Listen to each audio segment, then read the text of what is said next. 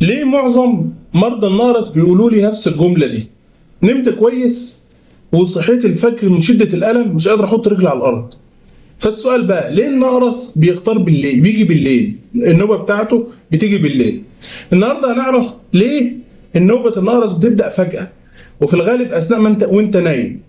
من كام يوم جالي مريض وأول سؤال سأله لي: يا دكتور أنا كنت كويس جدا قبل ما أنام، فازاي صحيت من النوم مش قادر حتى المس الارض برجلي؟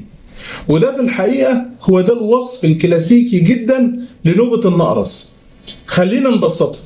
عند بعض الناس بيكون في زياده في حمض اليوريك في الجسم، تمام كده، ومع الوقت ممكن تتكون بلورات صغيره جدا داخل المفصل، والبلورات دي بتفضل موجوده بدون اي اعراض.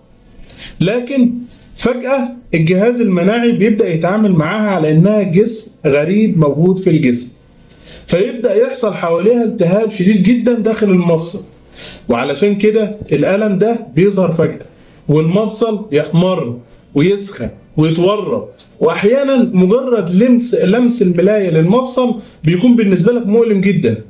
طيب ليه بالليل؟ لحد دلوقتي مفيش سبب مؤكد وواضح يقول ايه السبب، لكن في عوامل احنا بنعتقد انها بتساعد في الموضوع ده، زي انخفاض حرارة الجسم اثناء النوم، قلة الحركة، وتغير تركيز السوائل داخل المفصل. النتيجة في النهاية ان هي بداية نوبة الألم بشكل مفاجئ. ولو حصلت لك النوبة دي بالشكل ده ما تبدأش، اوعى تبدأ تاخد علاج من نفسك او من نصيحة حد، خصوصا لو دي أول مرة تحصل لك، لأن في أمراض تانية كتير تشبه النقرس في الأعراض وبعضها بيحتاج تدخل سريع، زي مثلا لو كان التهاب صديد في المفصل. في الحلقة اللي جاية هنجاوب بإذن الرحمن على سؤال مهم جدا، اللي هو لو تحليل حمض اليوريك طلع طبيعي هل يبقى مستحيل يكون عندي نقرس؟ والإجابة أنا متأكد هتفاجئ ناس كتير جدا.